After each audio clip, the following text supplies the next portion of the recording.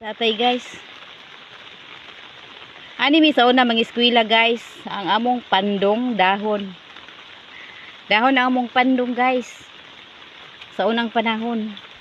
Sa mga bata pa mi guys, o diri ang amo ang dalan pero dili pa ni semento sa una guys. Wala pa ni kalsada, kalapukan among agian guys. Mo ni diri guys. Christian guys. Oh, hi Christian. Ming ayaw si Christian di karon nag-aksag ulan.